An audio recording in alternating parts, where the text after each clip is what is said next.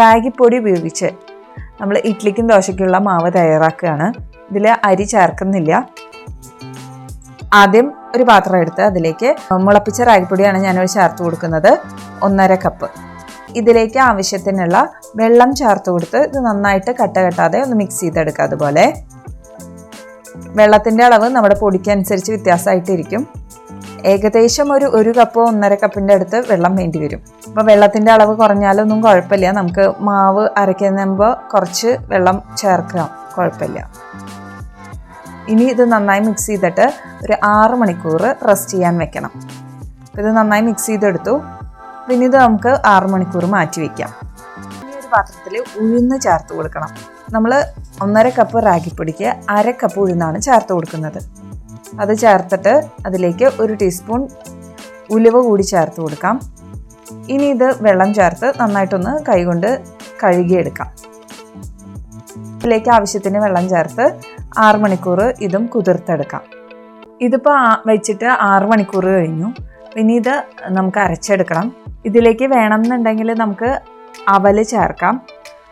അവല് ചേർക്കണം എന്നുള്ളവരാണെങ്കിൽ നമ്മൾ അരയ്ക്കുന്നതിന് ഒരു 15 മിനിറ്റ് മുമ്പ് 1/4 കപ്പ് അവല് എടുത്ത് വെള്ളത്തിൽ കുതിർത്തതിന് ശേഷം നമുക്ക് അരയ്ക്കുമ്പോൾ ഉഴുന്നിൻ്റെ കൂടെ മിക്സ് ചെയ്ത് അരച്ചെടുക്കാം. ഇതിലേക്ക് ആവശ്യത്തിനുള്ള വെള്ളം ചേർത്ത് നന്നായിട്ട് ഇഡ്ഡലി ദോശയ്ക്കൊക്കെ അരയ്ക്കാറുള്ള മാതിരി അരച്ചെടുക്കണം. ഇത് ഞാൻ നന്നായിട്ട് അരച്ചെടുത്തിട്ടുണ്ട്. ഇനി ഇത് നേരിട്ട് വേണമെങ്കിൽ നമുക്ക് റാഗിയിലേക്ക്, നമ്മൾ നേരത്തെ മാറ്റി വെച്ച റാഗിയിലേക്ക് മിക്സ് ചെയ്ത് യോജിപ്പിക്കാം.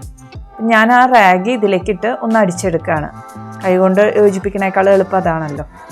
അപ്പോൾ ആ റാഗി ചേർത്ത് കൊടുക്കുകയാണ്. ആവശ്യമുണ്ടെങ്കിൽ വേണമെങ്കിൽ നമുക്ക് ഇതിലേക്ക് വെള്ളം ചേർക്കാം. ഞാനിപ്പോൾ റാഗി കലക്കി വെച്ച് നല്ല തിക്കായി വന്നു. അപ്പോൾ അതുകൊണ്ട് ഞാനൊരു 2 ടീസ്പൂൺ വെള്ളം ചേർത്ത് കൊടുക്കുന്നുണ്ട്. നമ്മൾ ചെറുപ്പം തൊട്ടേ കഴിച്ച് ശീലിച്ച ഇഡ്ഡലി ദോശയുടെ ടേസ്റ്റ് ആയിരിക്കില്ല മില്ലറ്റ്സ് ഉപയോഗിച്ച് ചെയ്യുമ്പോൾ.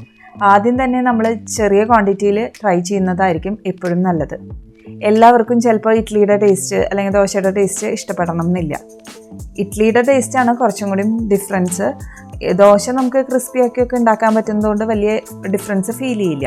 റാഗി കൂടി ചേർത്ത് കൊടുത്തതിന് ശേഷം മിക്സി നന്നായി അടച്ച് ഒന്ന് അരച്ചെടുക്കാം. അരച്ചെടുക്കുമ്പോൾ ഞാനതിൽ ഉപ്പ് കൂടി ചേർത്ത് കൊടുത്തിരുന്നു. ഇനി ഇതുപോലെ ഒരു ബൗളിലേക്ക് നമ്മൾ അരച്ചെടുത്ത ബാറ്റർ ചേർത്ത് കൊടുക്കാം.